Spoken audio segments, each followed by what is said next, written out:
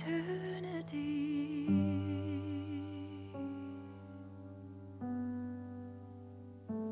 Hosanna, Hosanna, Hosanna in the highest. Hosanna, Hosanna, Hosanna in the highest. Hosanna, Hosanna, Hosanna in the highest. Hosanna, Hosanna,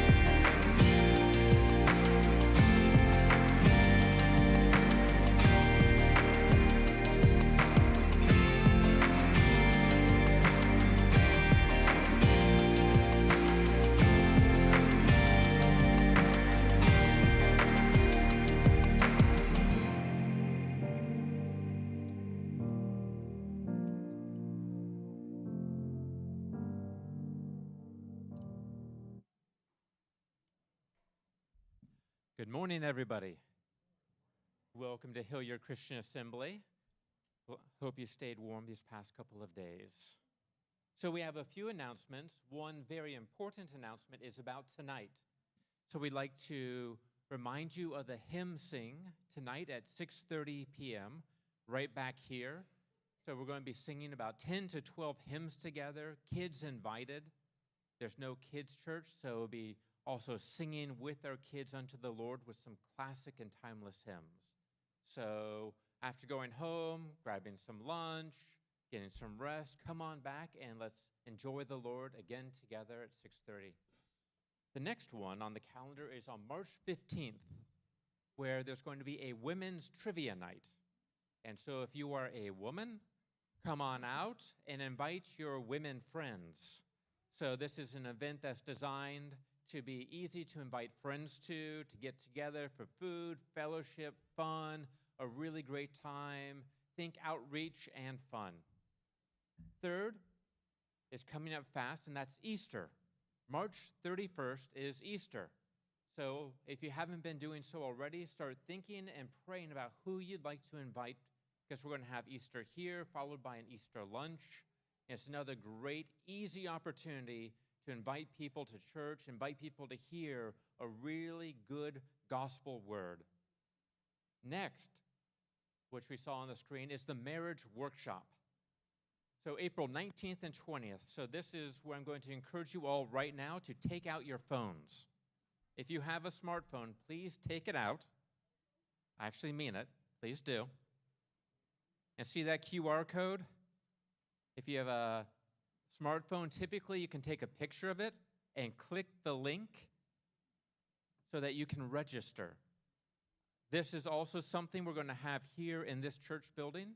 And this year we are opening it up for your friends who are married as well. So in the past, it's been just in-house. This year, we'd like to say if you have a married couple friend who you think might enjoy this, might benefit from this, please also feel free to invite them, because this is something we'd like to expand the outreach in a way to really help the marriages in our community as well. And so this is an easy way. You can go to the link and register and pay all online. It's only $50 this year, since we don't have to pay for a hotel space, hotel food, and all of that fun stuff. So the details are on the website, so please feel free to register quickly. Also, this week, today, we're taking a pause in our study of the book of Jeremiah. We're having a special one-time message. And then next week, we're resuming our study of Jeremiah. So if you'd like to prepare for next week, go ahead and read Jeremiah chapter 32 and 33. So some good reading ahead of time. And now, in preparation for this morning, go ahead and open up your Bibles to Luke chapter 12.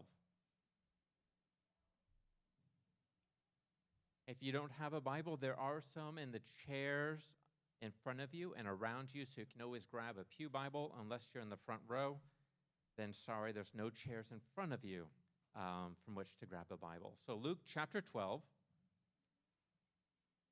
and we're going to be in verses 13 to 21. So Luke chapter 12, verses 13 to 21. I'll wait a little bit. All righty.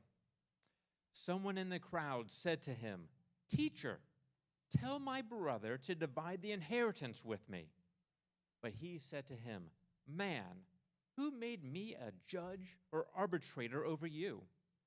And he said to them, "Take care and be on your guard against all covetousness. For one's life does not consist in the abundance of possessions." And he told them a parable, saying, "The land of a rich man produced plentifully. And he thought to himself, 'What shall I do? For I have nowhere to store my crops.' And he said to himself, 'I will do this. I will tear down my barns and build larger ones. And there I will store all my grain and goods. And I will say to my soul, Soul, you have ample goods laid up for many years. Eat, drink, be merry.' But God said to him, Fool, this night your soul is required of you, and the things you have prepared, whose will they be? So is the one who lays up treasure for himself and is not rich towards God. So let us all stand and enter into worship of the Lord through song.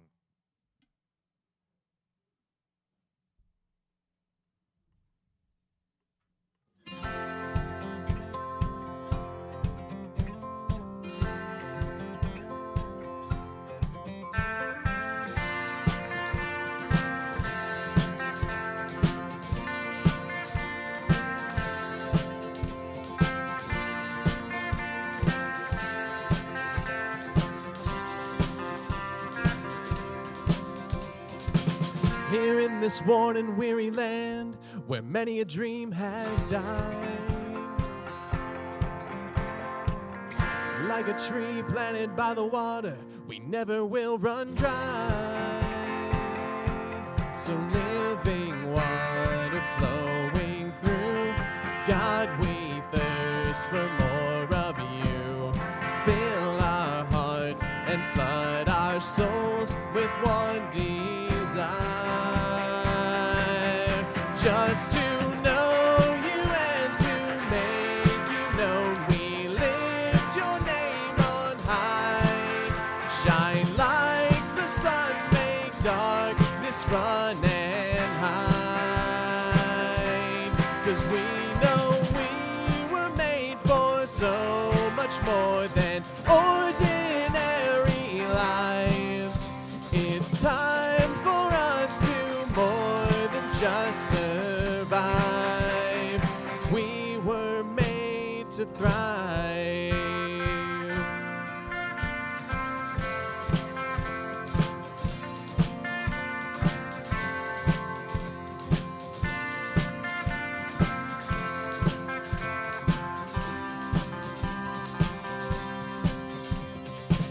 Into your word we're digging deep to know our Father's heart. Into the world we're reaching out to show them who you are. So living water flowing through, God, we thirst for more of you. Fill our hearts and flood our souls with one desire, just to know you and to make you known. We lift your name on high. Shine like the sun, make darkness run and hide. 'Cause we know we were made for so much more than ordinary lives. It's time for us to more than just survive. We were made to thrive.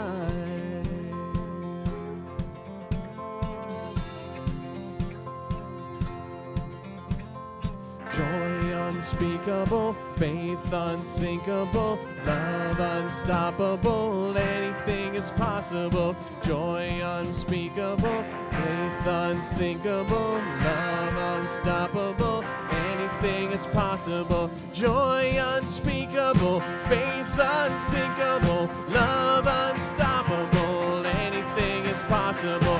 Joy unspeakable, faith unsinkable, love unstoppable, anything is possible. Just to know you and to make you known, we lift your name on high. Shine like the sun, make darkness run and hide. 'Cause we know we were made for so much more than ordinary lives. It's time for us to more than just survive. We were made to thrive.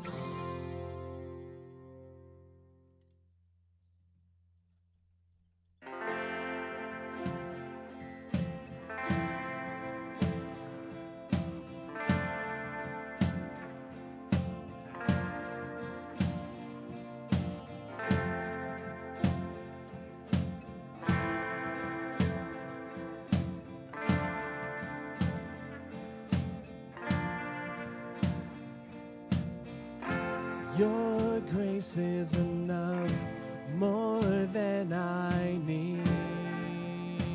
At your word I will believe. I wait for you, draw near again.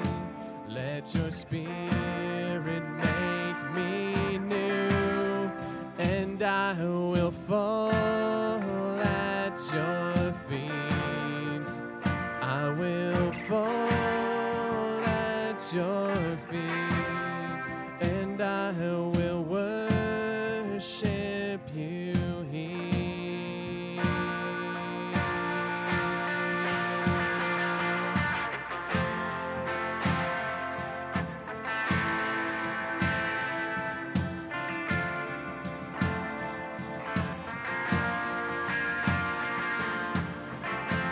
Your presence in me, Jesus, light the way.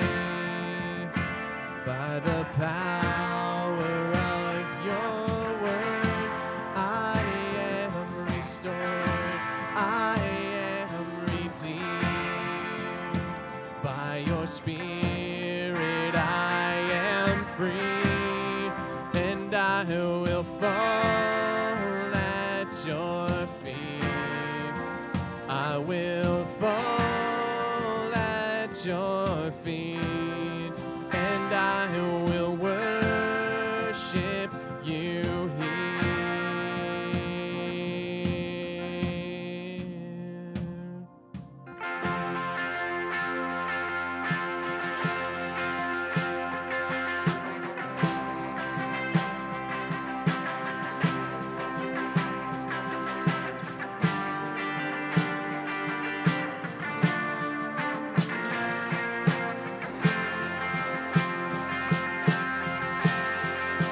Freely you gave it all for us, surrendered your life upon that cross. Great is the love poured out for all. This is our God, lifted on high from death to life. Forever our God is glorified. Servant and King, rescued the world. This is our God.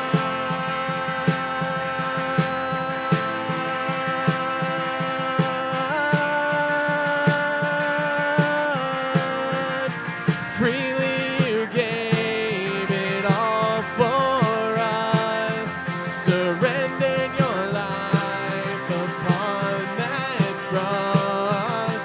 Great is the love poured out for all. This is our God, lifted on high from death to life. Forever our God is glorified. Servant and King, rescued the world. This is our God.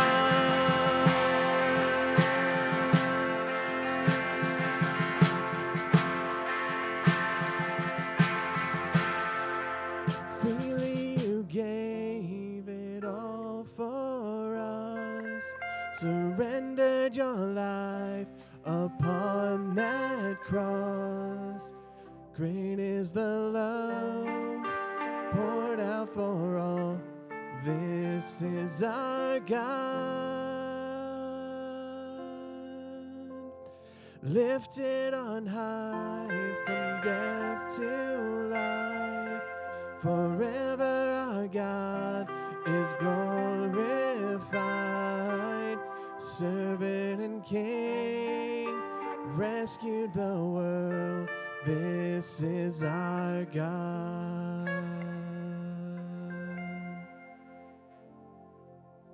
Lord, you are here because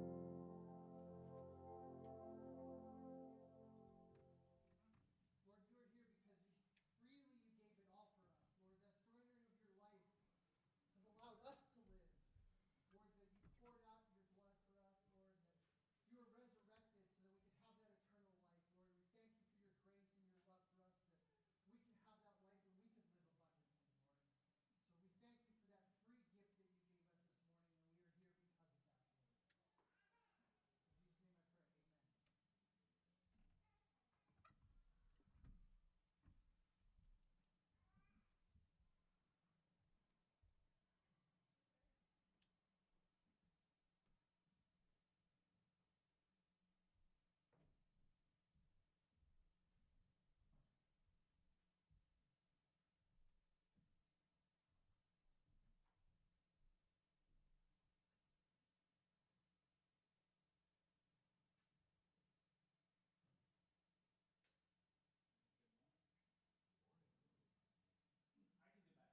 Morning. All right, you did fine. Good morning. I'm Michael Taylor. Excited to be up here speaking with you this morning. I'm not the main teaching pastor. He's visiting family this weekend, but Sean reminded me this week that this time of year has become somewhat of a regular slot for me. I think this is the third year in a row I've got the after Super Bowl message. So excited to be here with you in the aftermath of that.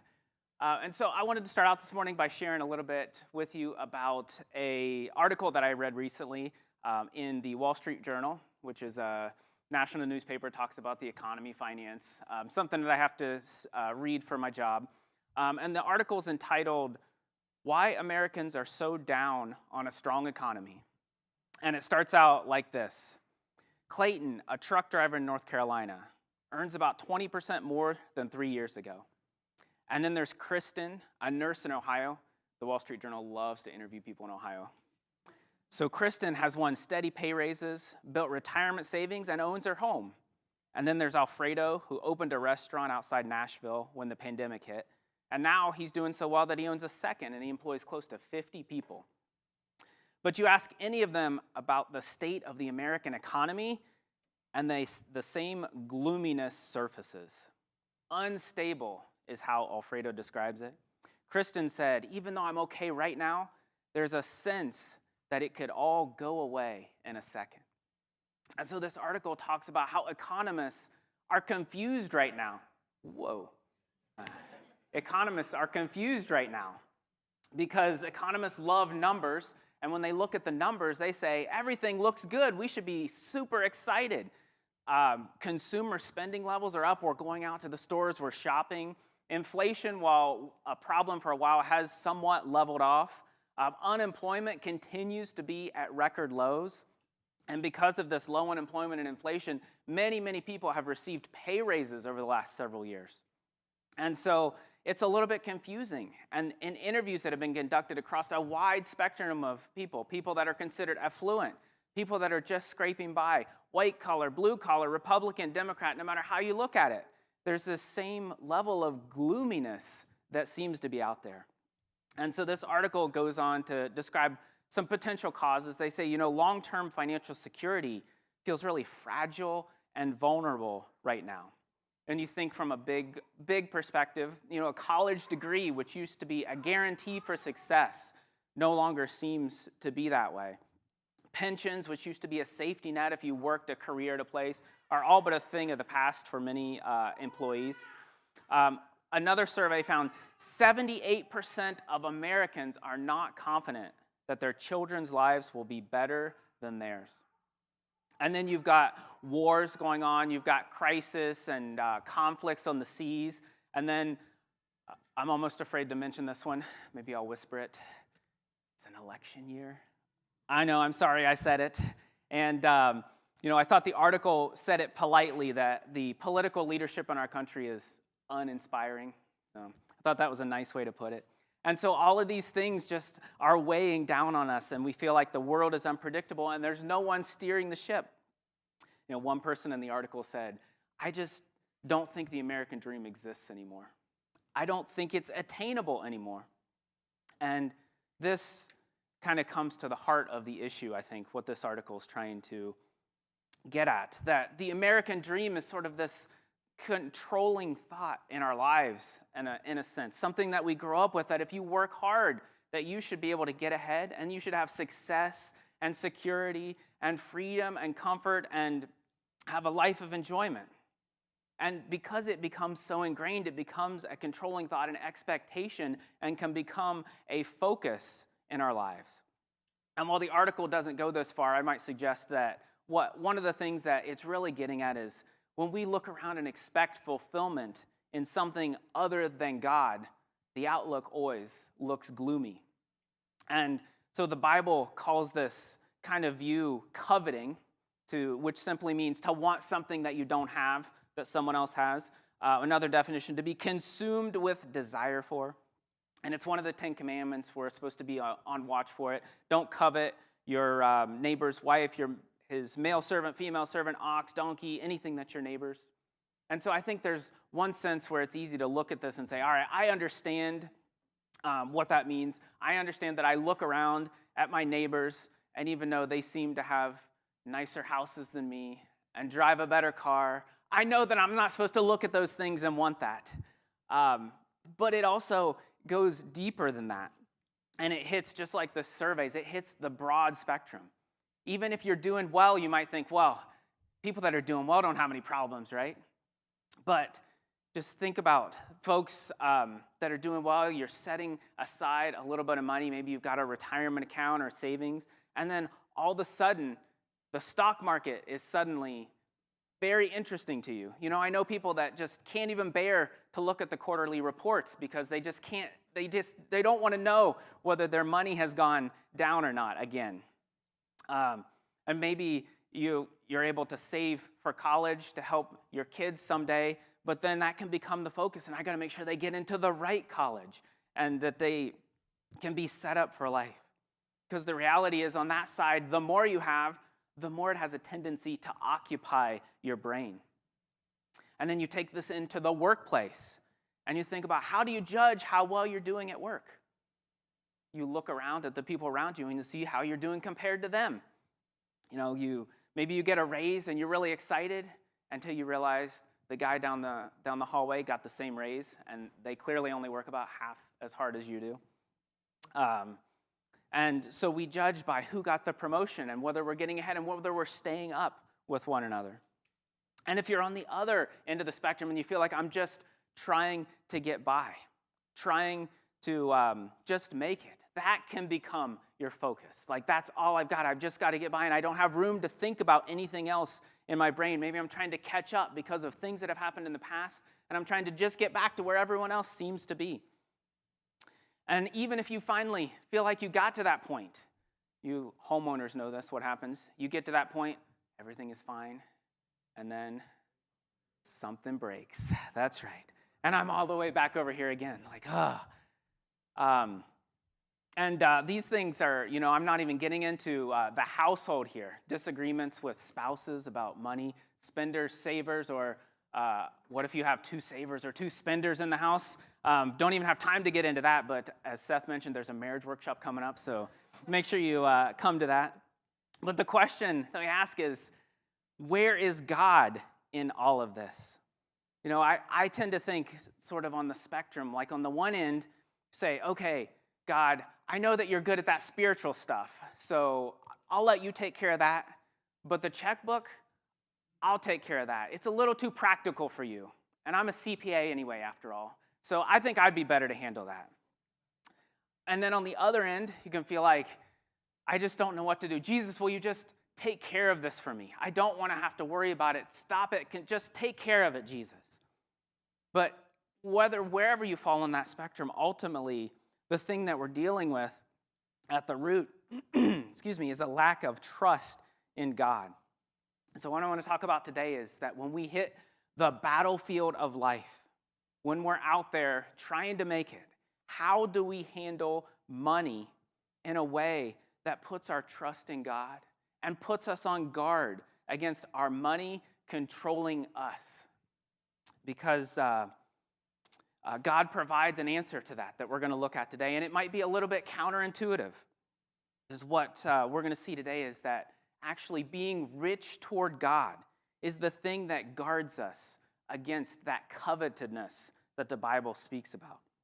And so we're going to take a look at these verses in the book of Luke today that Seth read this morning. And if you're visiting today, then congratulations, you dropped into church on the Money Message Day. So good timing on that. But just stick with me, because what I want to lay out here is a biblical view of money. It's an area that we don't talk about every week. Like Seth said, we're taking a break from a Jeremiah series today. But it's important, we think, that we have the right view about how God thinks about money. So stay with me. We're going to jump into the book of Luke here in chapter 12. Excuse me. And we're going to start in verse 13. So just real quick, high-level background here. This is kind of in the middle, front end of Luke. Jesus is going around and he's teaching in a bunch of different places, and crowds have started to gather around because they want to hear what he has to say. And so in verse 13, as he's teaching, someone in the crowd said to him, "Teacher, tell my brother to divide the inheritance with me." So Jesus is out there teaching, and someone's thinking, "Oh, this is perfect. Jesus, I've got a problem with money, and I want you to take care of it for me." And Jesus says to him, "Man, who made me judge or arbiter over you?" Probably not the response the guy was hoping for. It's not quite what I had in mind, Jesus. But I love the irony in this statement that Jesus gives him. He said, "Who made me the judge?" When in reality, Jesus is the judge and arbiter of the universe. But it's like Jesus is saying to him, "Man, you're in the wrong courtroom here. I'm not the probate judge. I'm the judge of something different. So this is not the matter that I want to deal with right now." And fortunately or unfortunately, I guess, depending on how you look at it, Jesus does decide to go ahead and address this issue, just not in the way that maybe the man had hoped. So in 15, he goes on and he gives the man an answer. And he said to them, "Take care and be on guard against all covetousness, for one's life does not consist in the abundance of his possessions." I'm wondering at this point if the guy had maybe wished he just had kept his mouth shut. So he went from tell my brother to divide his inheritance to be on guard. Life does not consist in the abundance of your possessions. And so this is one of the principles we'll talk about today. Principles of how God thinks about money. That life does not consist in the abundance of possessions. And I thought a lot about this getting ready to speak today. And my thought was that most of the people in the room probably will say that they agree with this, that this doesn't seem like the he who dies with the most toys wins kind of crowd. So I'm assuming that we probably mostly agree with this principle. If not, we can talk afterwards, so happy to have a discussion on that. But I also thought about whether it would appear that way. Like, think about if someone just kind of dropped in here from a different time or a different place. You know, I was thinking about this past week at school. If anyone has school-age kids, Valentine's Day was Thursday, I think. And they sent out a message the week before, and they said, "Hey, it's okay if you bring Valentine cards, but we really don't want you to bring in toys and candy and things. It just creates too much chaos for the kids." And so I get home on Thursday from work, and in one room is my first child's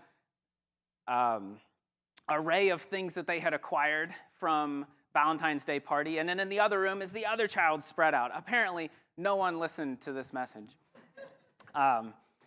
But then I thought, well, isn't that the way that it works? Valentine's Day, birthdays, Christmas, Easter. It's like we every time we're acquiring more stuff.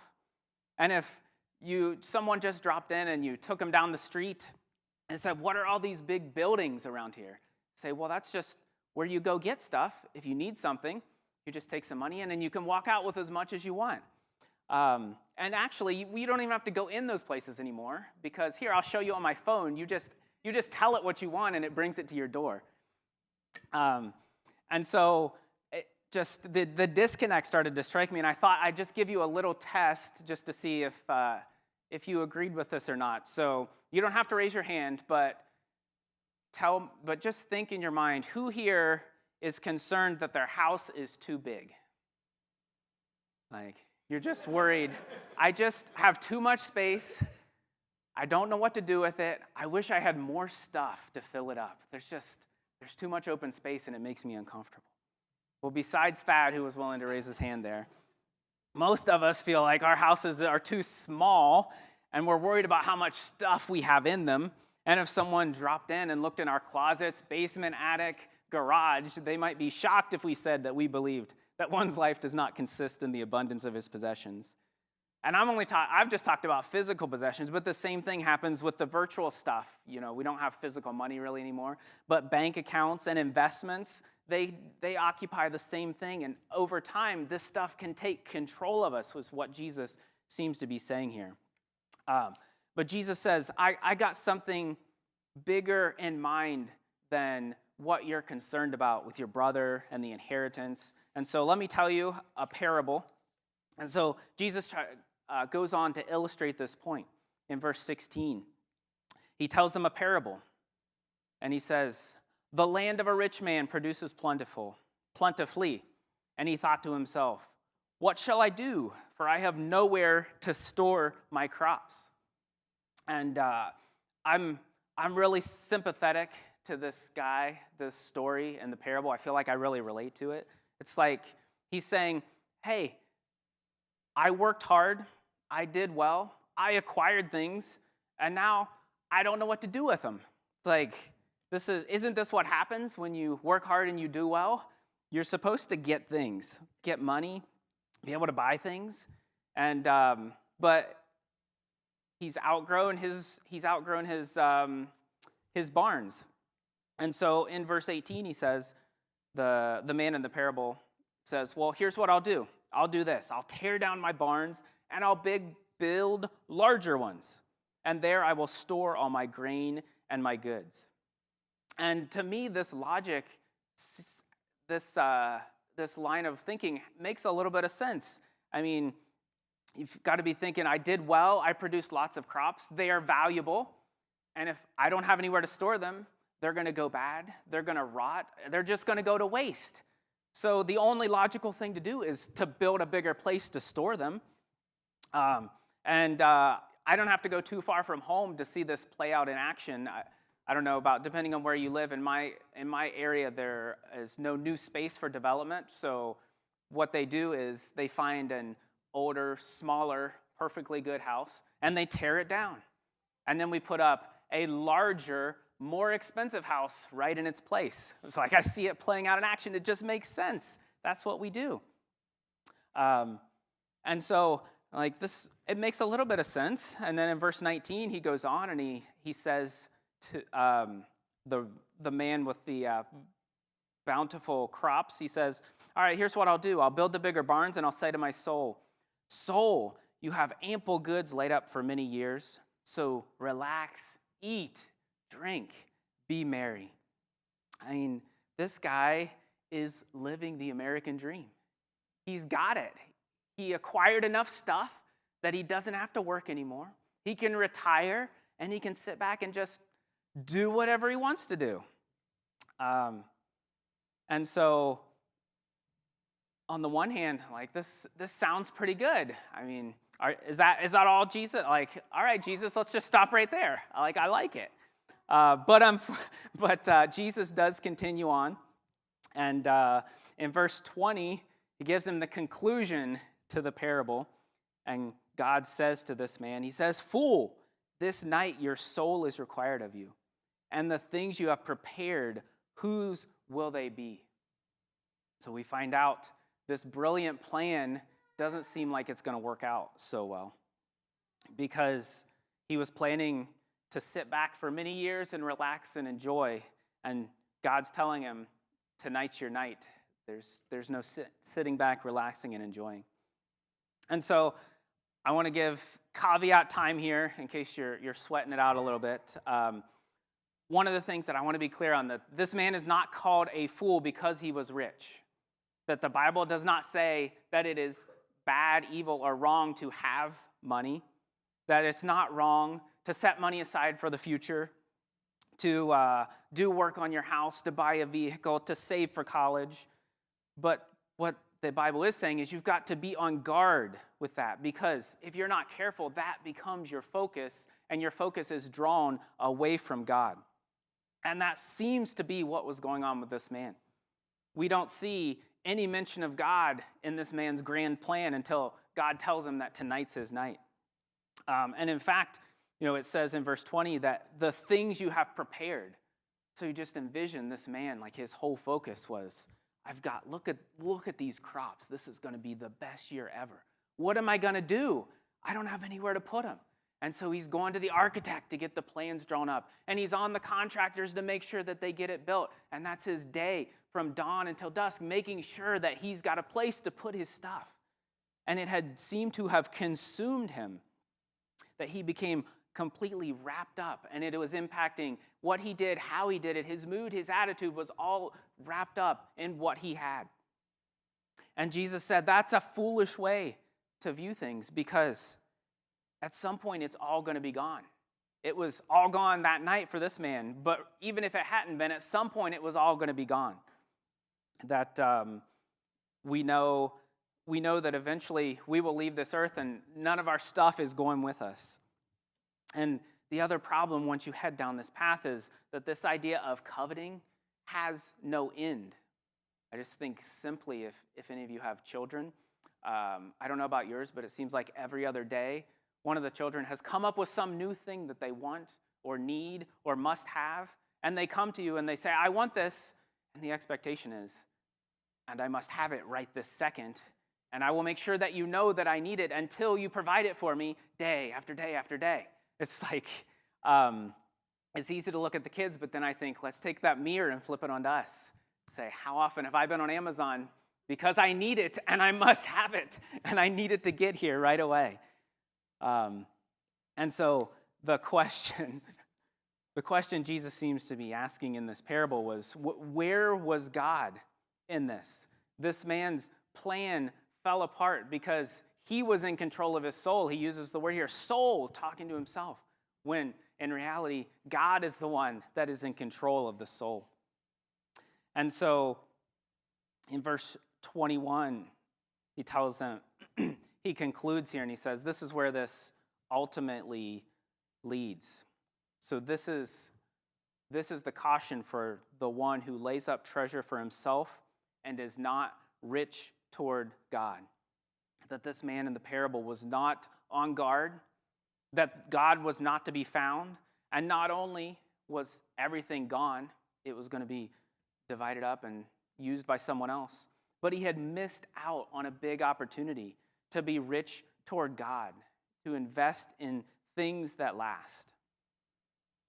And so that's the story that Jesus tells to illustrate this principle to the man in the crowd. And I've been sort of captivated by the man in the crowd, and I think back to him, and we don't hear any more from him, so we don't know if he hung around to hear the parable. We don't know what he thought about it, but just based on what we do know, it seems like Jesus was really trying to get through to him. That it seemed like he was saying, you know, man in the crowd, you may be correct on a certain level that some of that inheritance does belong to you, that maybe your brother is being stingy, maybe he's holding out to you, or maybe he sees what I see and he's concerned about what's going to happen if you get that half of the inheritance. And so if I step back a little bit, Jesus is trying to tell this man to have a little bit of perspective. You know, I mentioned this is in a crowd. Jesus is teaching. There are thousands of people gathered around, it says just a few verses before. And in the section right before Jesus, this man asked Jesus this question. In verse 8, Jesus was preaching and he said, I tell you, everyone who acknowledges me before men, the Son of Man also will acknowledge before the angels of God. That Jesus is talking about your eternal destiny, angels before God. And this man is saying, but what about my inheritance?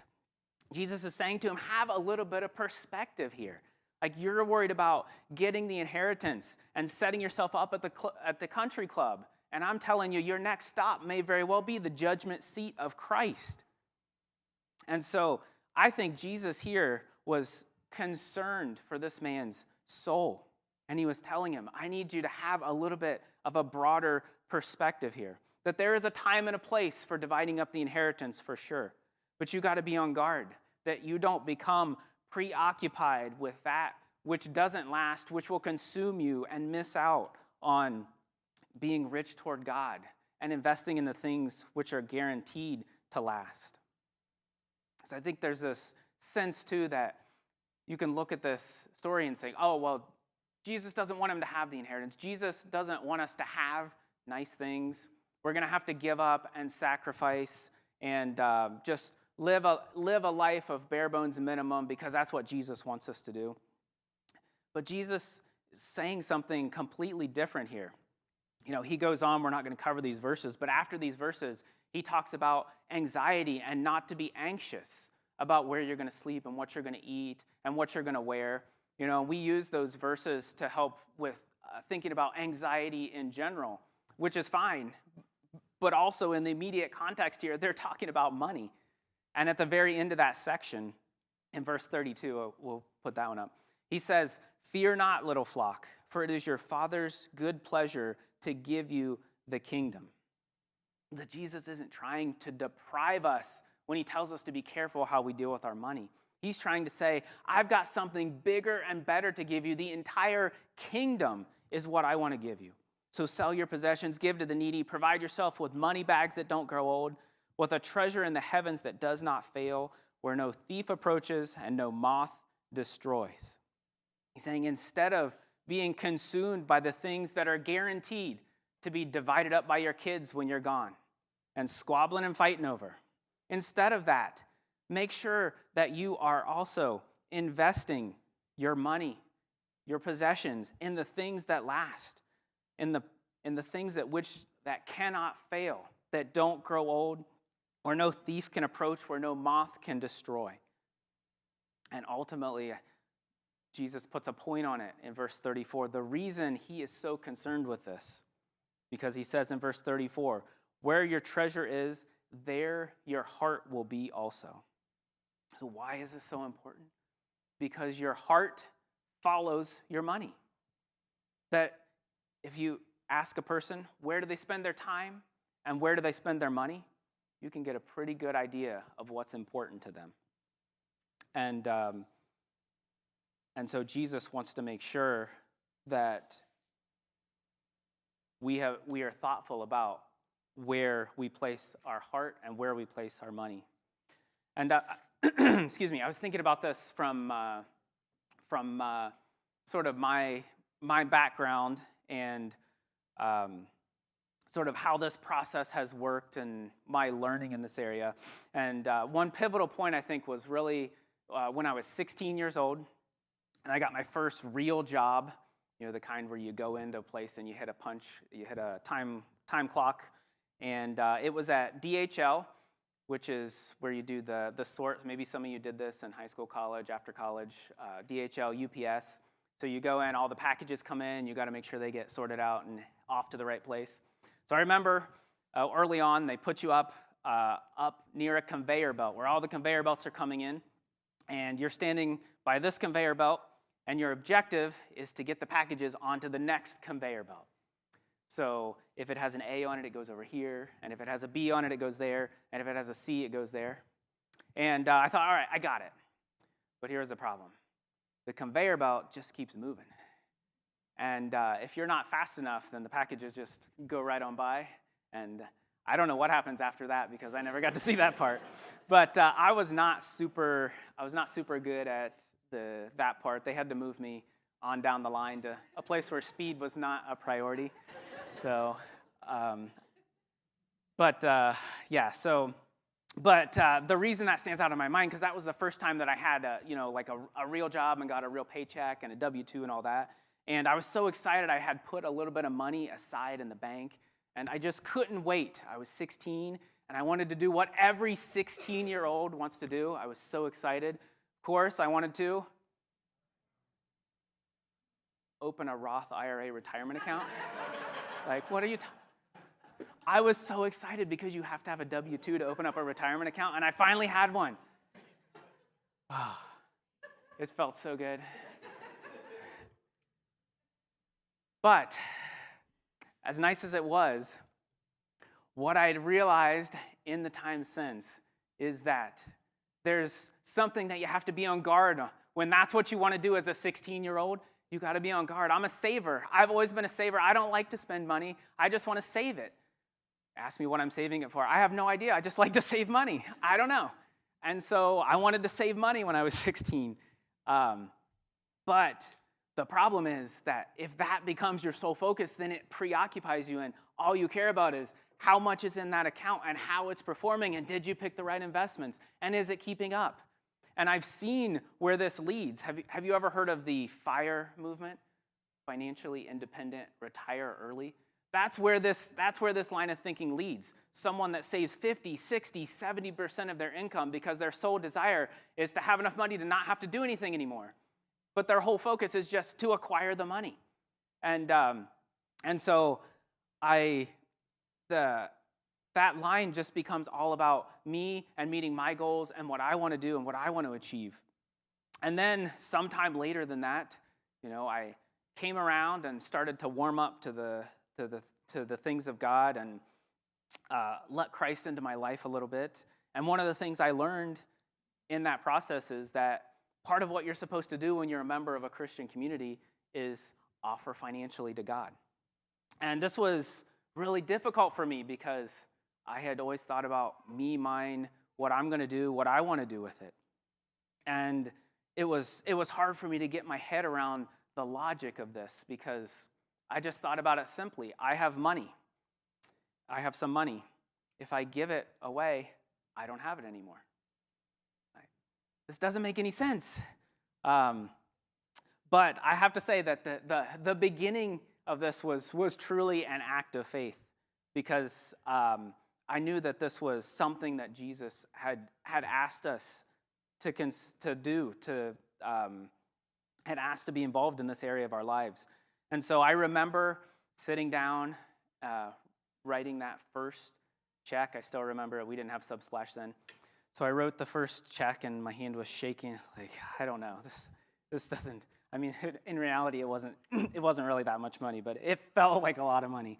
And so I wrote it, and I offered it to God. And what I've realized since, because it wasn't easy then, but what I've realized since is that what I did was start a process then, a process of making deposits into the heavenly bank account that Jesus talks about in these verses. That the process of transferring my heart over to God's kingdom. Because we have to make sure that we are investing in the things that last. That it's so easy for the present to get a grip on us. That we have to realize that the future is not promised. And that the more attached we become, the more we accumulate in the here and now, the harder it becomes. Because where your treasure is, there your heart is. That our heart grows in the direction of our money and possessions, wherever that is. And so we have to be on guard to make sure that we are being rich toward God. So I want to leave you with something slightly more practical. And the question I thought about was, well, what does it mean to be rich toward God? How do you do that? And I think at the most basic level, it is the idea of returning some of whatever God has prospered me with back to him. We talk about that here at HCA as regular accountable giving. We always say if you consider HCA your church home, that we think you should stand financially. And regular accountable giving, we call it RAG.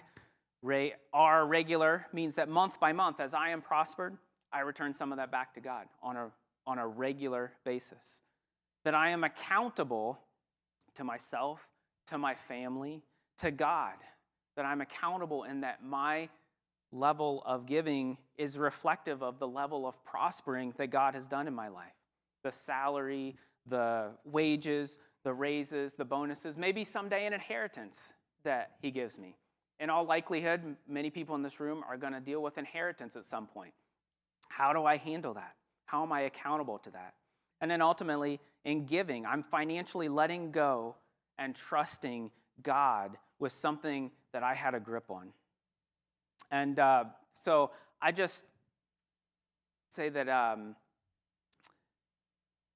pray that this message is an encouragement for those that have been doing this for an extended period of time. There are many people in this room that have been regularly participating in regular accountable giving, that they've been doing it for years and years. And there are also many people in this room that are wholly and totally committed to the work that is being done for the kingdom of God right here in Hilliard at HCA. And, if you opened up their ledgers, I would say that would reflect that their heart and their money would be aligned. And then an encouragement for those that have not had the opportunity to participate in this, that this is the kind of thing that you just get started, that you don't wait. I think about this too as, when I started, I was in my late 20s when I came to know Christ, and I always thought, boy, it was hard when you've been working a regular job for many years. It was really hard to get started. I wonder what it would have been like to get started when I was a teenager and didn't really have a whole lot of money. How different it might have been if I had learned that at a younger age. So I'd say don't wait to get started, to let God start working in this area. Because ultimately, when we are rich toward God, we are aligning our finances and our heart to the building of God's kingdom. I'm going to say a prayer. Sean's going to come up. He's going to give a short practical word, and then we'll have the band come up after that. Lord Jesus, we thank you that you speak into our hearts, that you're not afraid to touch even the most sensitive areas, that you want us to be your disciples, that you want to make sure that we are focused in all the areas that you care about. So Lord, help us to see your kingdom. Help us to be partnering with you in your kingdom work. In your name we pray. Amen.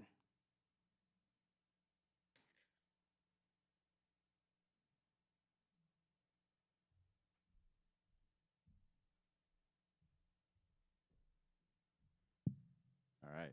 Everyone hear me? All right. Yeah. Thank you, Michael. That's a message I look forward to every year to hear now for 3 years in a row. Like he mentioned, I actually still remember Jeff Freese dropping the RAG, regular accountable giving at 751 Northwest Boulevard. That has helped me over the years. Like Michael mentioned, a very practical way to give back and lay up your treasures in heaven on our app, Hilliard Christian Assembly. It's really easy, I should say. It's through a platform called Subsplash. There are a lot of options in there that make it very, very easy, especially to set up a recurring gift. And that is what I have done for our family. It's just something we don't even think about. Again, it's similar to Michael. It was something that did not come easy to give. It took time, and ultimately, it's just something that you have to work on. But now it's ingrained, and that's what we do in our family. But a couple other ways to give. Again, you can go online. I think the app is a little bit more intuitive, so I would recommend downloading the app and going through there. We do take checks. Up on the screen there is our P.O. box and how you can make out the checks. We also have an offering box towards the end of the sanctuary exit. I would say our preferred method is through Subsplash. It's just easy, a little bit less red tape for Michael when he goes to provide those offering statements at year end. But again, would really encourage you to really have that way on your heart, the regular accountable giving. And I just love the way that Michael phrases that message each year for us. One other thing along the lines of giving within our app, again, wink, wink, I recommend you download it. There is a section in there where you can sign up for the Kroger Community Rewards. I actually did it this morning. It's fairly intuitive as well, pretty easy. Go in there. You either can create an account or sign into your existing account, and then you can go to the Community Rewards section. You can enter Hilliard Christian Assembly in there, and then as you're shopping at Kroger, we do receive a percentage of that as a donation. I would recommend, too, for your friends and family in Central Ohio, recommend that they do that as well to help out, help our church here. So regular accountable giving. Again, thanks, Jeff Reese, for burning that in my brain all those years ago. And if you'd stand and sing with us.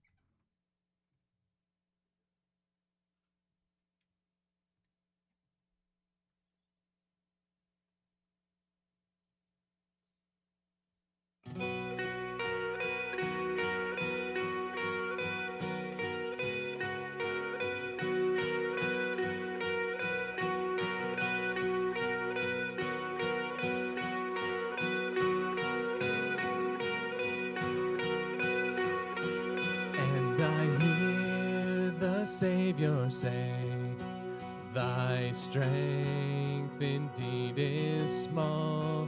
Child of weakness, watch and pray.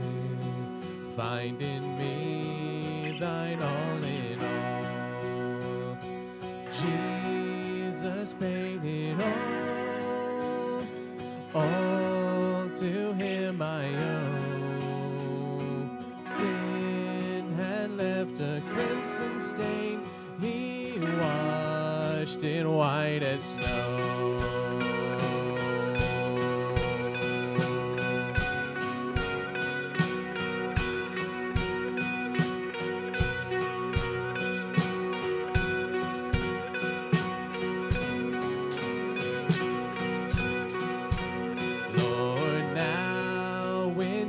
I find thy power and thine alone can change the leper's spots and melt the heart of stone.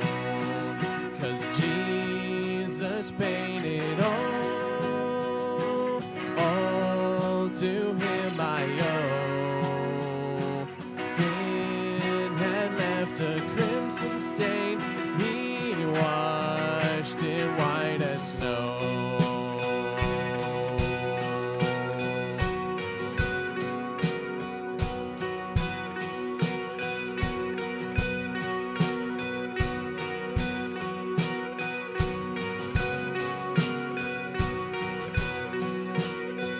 And when before the throne I stand in him complete, Jesus died my soul to save.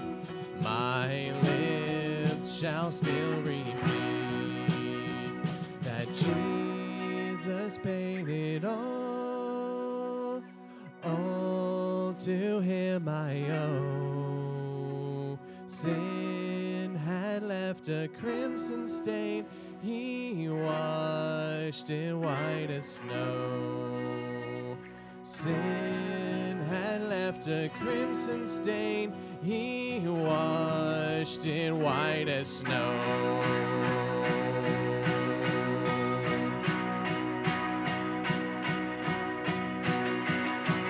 Oh, praise the one who paid my debt and raised this life up from the dead. Oh, praise the one who paid my debt and raised this life up from the dead. Oh, praise the one who paid my debt and raised this life up from the dead. Oh, praise the one who paid my debt and raised this life up from the dead. Jesus paid it all to him I owe. Sin had left a crimson stain, he washed it white as snow. Sin had left a crimson stain, he washed it white as snow. Now to him who is able to do far more abundantly than all that we ask or think, according to the power at work within us, to him be glory in the church and in Christ Jesus throughout all generations, forever and ever. Amen. We pray that our giving would be in accordance with the abundance that he has shown us, and that our lives would bring glory to him in everything that we do. We hope to see you here again next week. Grace be with you.